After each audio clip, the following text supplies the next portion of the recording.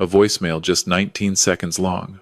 Later, I'd play it over and over, sitting in my workshop, even though I knew every word by heart because that's the kind of thing an old engineer does when his hands need something to keep busy while his chest is still fumbling to make sense of what it's feeling.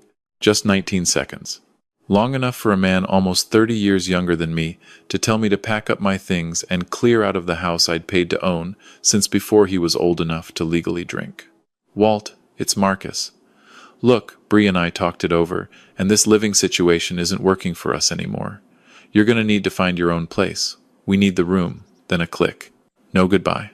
I was standing in my own driveway in Sacramento, under the carport I'd poured concrete for with my own 2 hands, and I started to smile. Not because it was funny, because I was free. Let me back up, because if you've ever been slowly pushed out of your own life by people you'd have died for, I think you'll understand exactly why a grown man smiles at a moment like that. My name's Walter Hale. I'm 63 years old. I spent 34 years as a structural engineer here in the Sacramento Valley, designing things that had to hold bridges, parking structures, a wing of the Children's Hospital out on Stockton Boulevard. I know how weight moves through a building. I know how a beam that looks solid can be carrying a crack you can't see until the day it lets go. I understand tolerance and stress and the exact moment a structure gets asked to bear more than it was ever built to hold. I thought I understood people the same way. I was wrong about that for a long time. My daughter Bree was always the brightest thing in any room. Sharp, ambitious, stubborn in the way that makes you proud and tired in equal measure. She got her degree, landed a good job doing brand work for a firm downtown, and for a while she was building something that looked like a real life. Then she met Marcus at a coworker's backyard wedding out in Folsom in the spring of 2018. 6 weeks later, she was calling me every other day, his name woven into every sentence. I tried to be glad for her. He had a good handshake and an easy laugh, the kind of man who knows exactly how long a first impression needs to last. They married 14 months after they met. I thought it was fast. I kept that to myself. I keep a lot of things to myself. That turned out to be part of the problem. Here's the part that still sits heavy in me. My wife, Diane, died in the fall of 2019. Ovarian cancer, and it moved like a flood 5 months from the first scan to the last breath. 31 years of marriage, and then I was alone in a 4-bedroom house in the pocket neighborhood that suddenly felt like it was built out of echoes. I'd wake up at night and reach across the mattress for a woman who wasn't there. Bree was shattered too. We grieved together that year, and I'll be honest with you, that shared grief was the one good thing that terrible season gave me. I held on to it like a railing. Then, about 6 months after Diane passed, Bree called me with that particular tightness in her voice. She and Marcus were in trouble. His landscaping company had bled out half its contracts during a bad stretch, and her firm had frozen salaries. They were behind on rent. Could they stay with me? Just for a little while.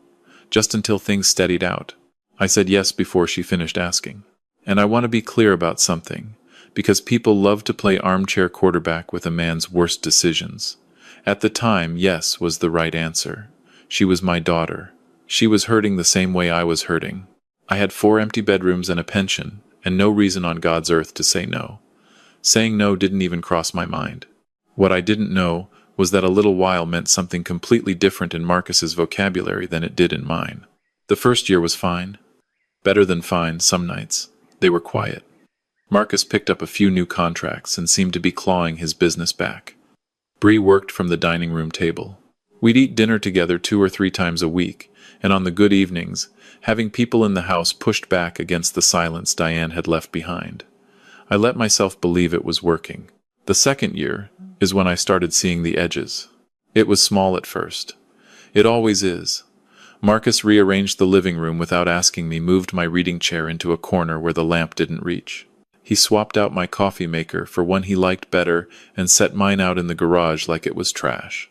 He started parking his truck dead center in the driveway, so I had to crank my own truck sideways to squeeze in beside it.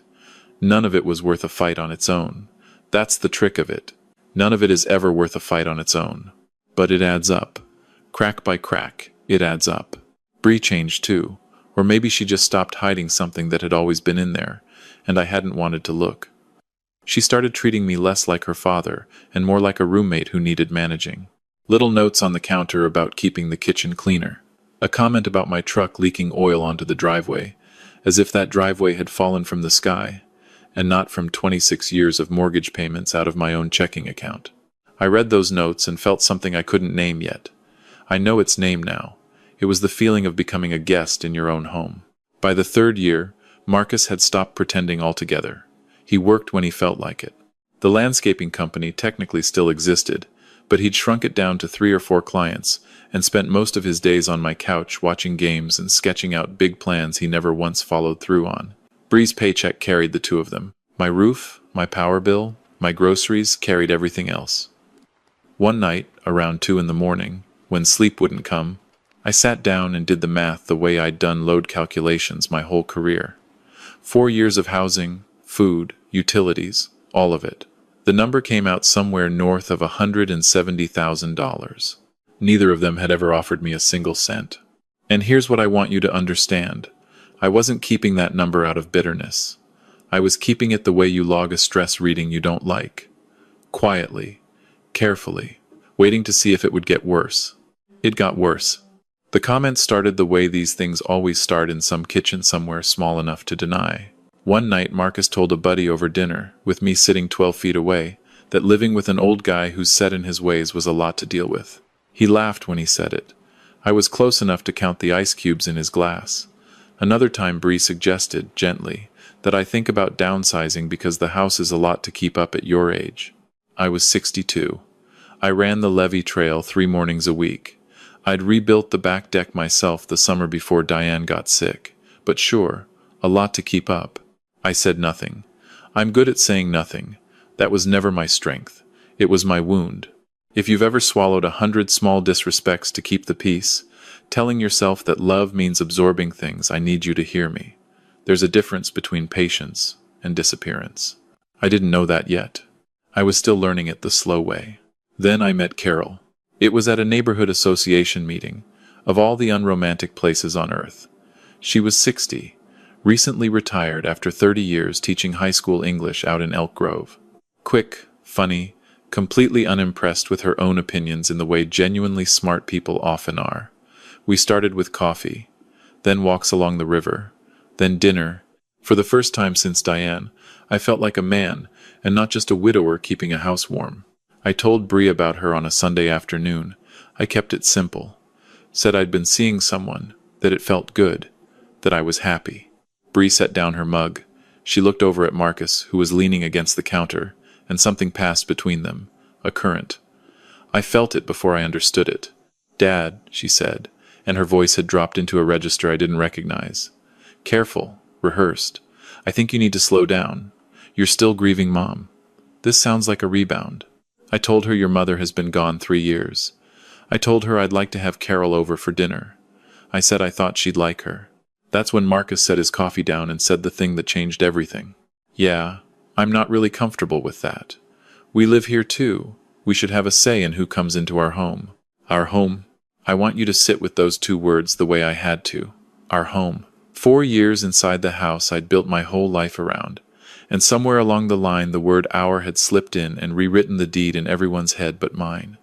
Nobody had asked me. Nobody had needed to. That's how it works. They don't seize the house. They just start saying our, and they wait to see if you'll correct them. I didn't correct him, not then. I picked up my keys, said I had errands, and walked out. Now here's something I need to be honest with you about, because I think this is where most people would have lost it. If that had been me 10 years earlier, I'd have stood in that kitchen and let 4 years of swallowed words come roaring out. I'd have made a scene I couldn't take back. But I didn't feel like yelling. I felt something colder and clearer than rage. I felt the quiet that comes over me right before I solve a problem I've been circling for months.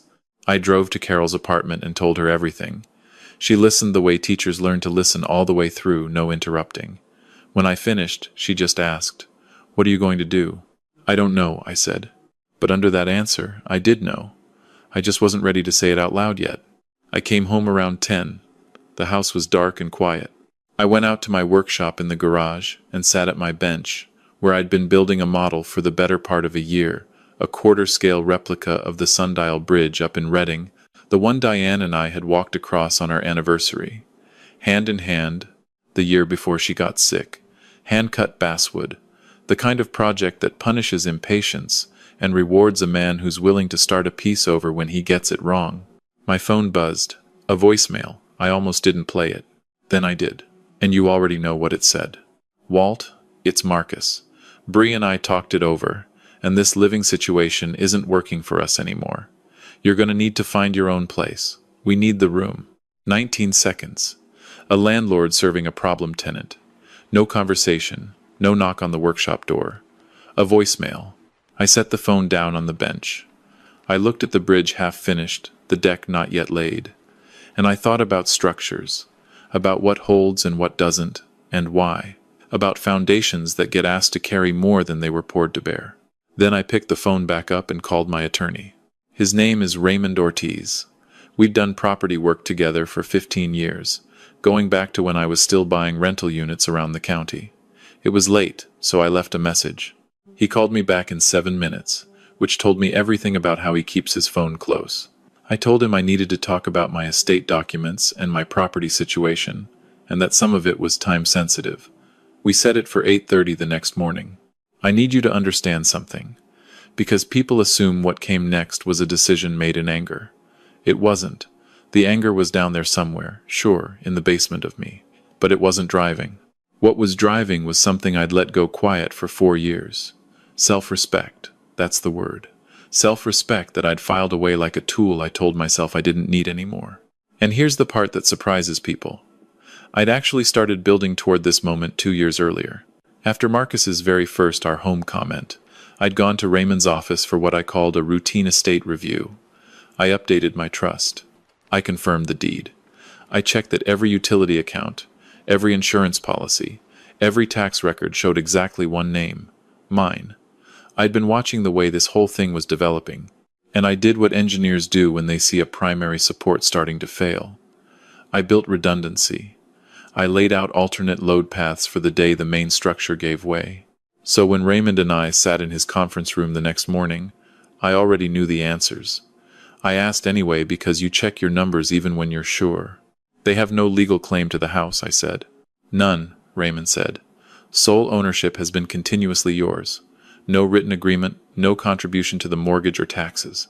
In the eyes of property law, they're guests who overstayed. He paused. Long-term guests with some statutory tenant protections, given how long they've been there. We'll have to follow proper notice procedure. How long?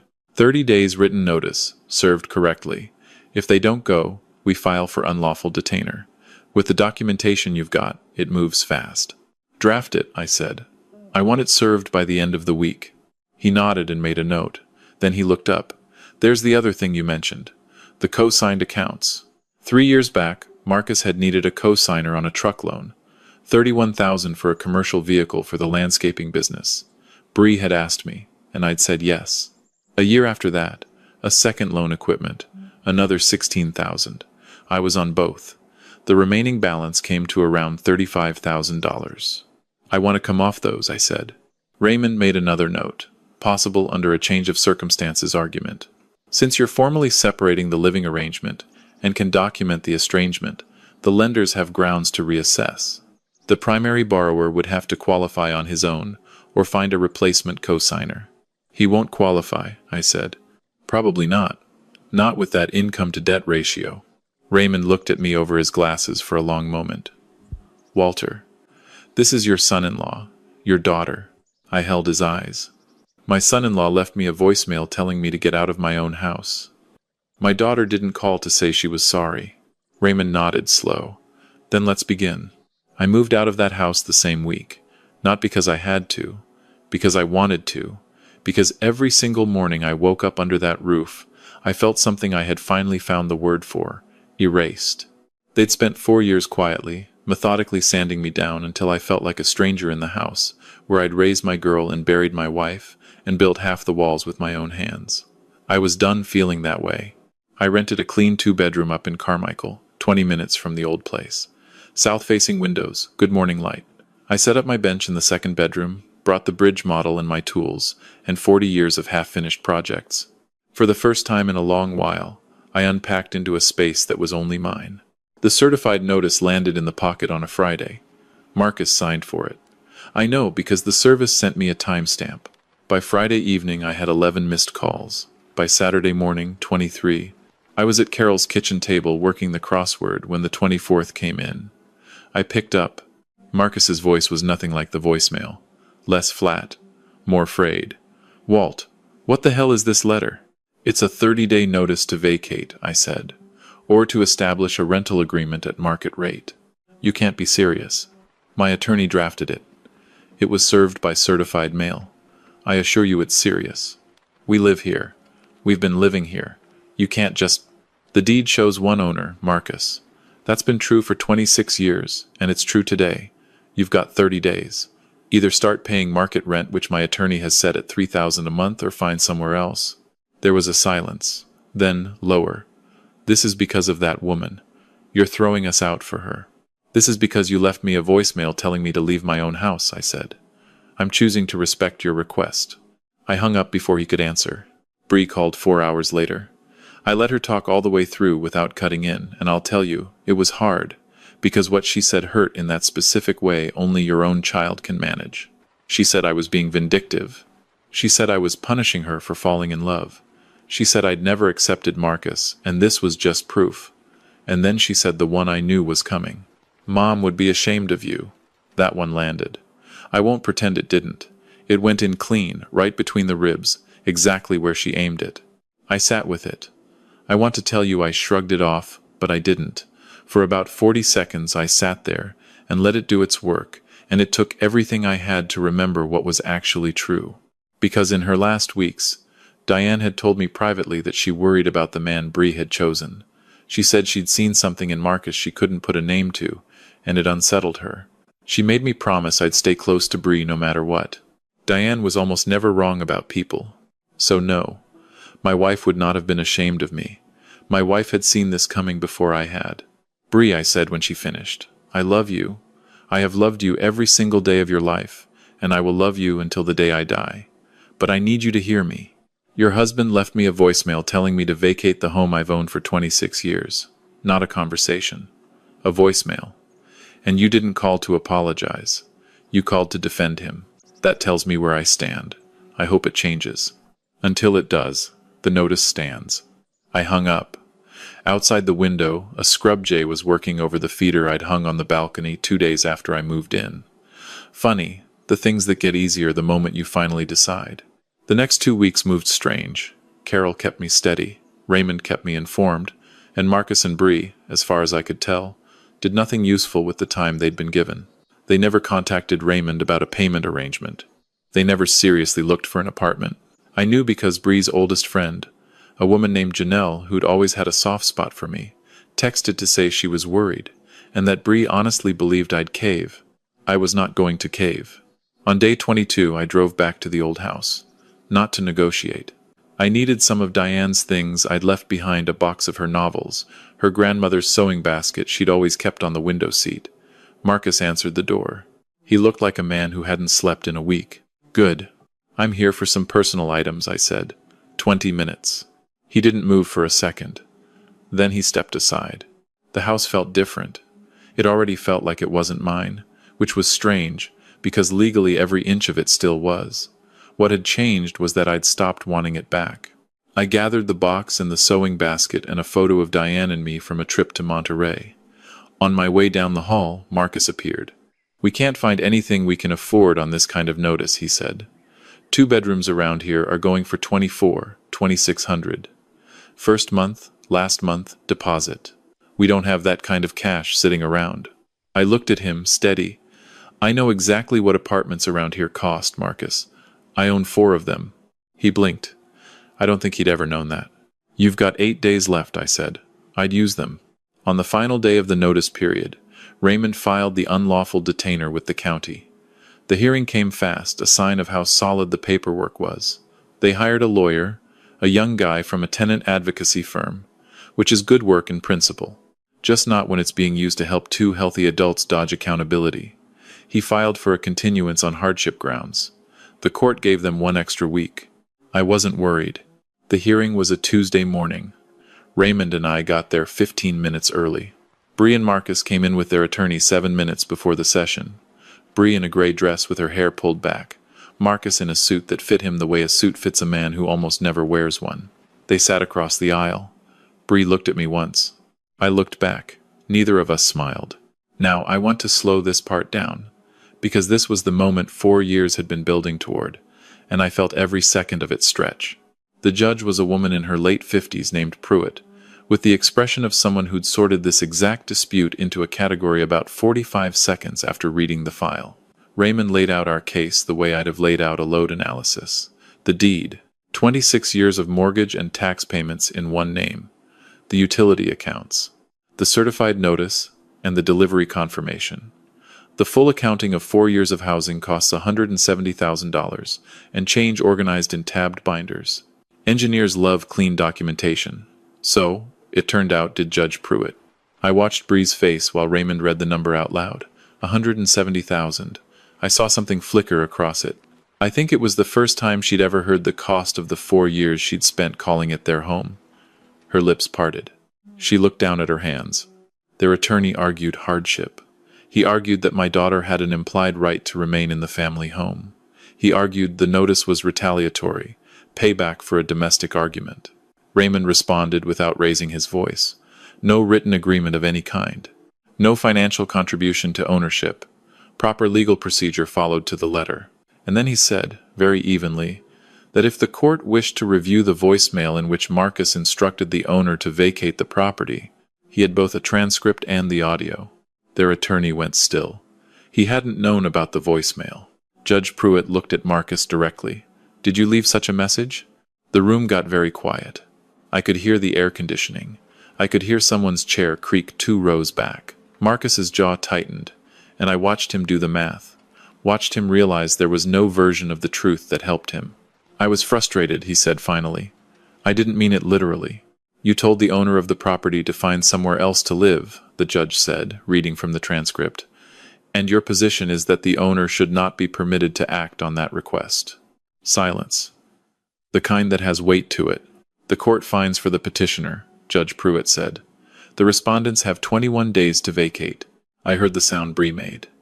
I'd know it anywhere, the sound of someone whose entire understanding of how the world worked just rearranged itself without their permission. Marcus's face went flat and closed, the way a face goes when the performance is over and there's nothing left to perform. He stared at the table. And me? I didn't feel triumphant. I want to be honest with you about that, because I think people expect this to be the part where I gloat. It wasn't. I felt the way you feel when you finally take weight off a beam that's been groaning for years. Just relief. Quiet, clean relief. Outside, in thin February sunlight, Raymond shook my hand and asked what was next. I'm selling it, I said. I'd decided that 2 weeks earlier. Not because I needed the money, though the number would be real. Because I didn't want to live one more night in a house that held 4 years of being treated like an inconvenience. I wanted to start clean. The listing went up that week. 4 bedrooms, mature trees, good school district, priced at $760,000. Within 6 days I had 3 offers. I took the highest $785, cash, 30-day close. A young family relocating from Portland with 2 kids and a golden retriever and a very specific list of what they wanted in a neighborhood.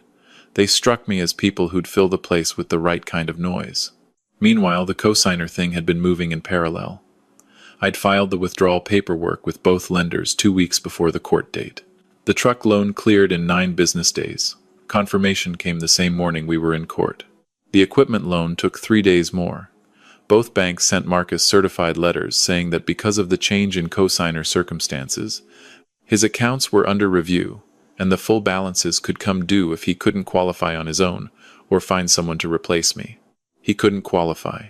His income had been a mess for years, and without my name behind him, every metric failed.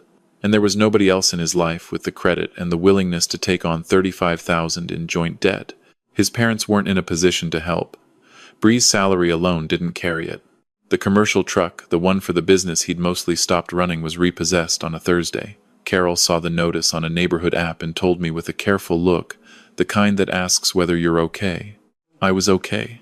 They left the old house on day 21. The property manager I'd hired did the walkthrough that afternoon, and the report wasn't good. Damaged interior doors. A hole punched in the drywall of the master closet. Deep gouges in the hardwood in the hallway that looked like furniture had been dragged on purpose rather than lifted. A crack across the glass of the patio door that hadn't been there before. The repairs ran $11,000. I filed a claim and a civil damages report.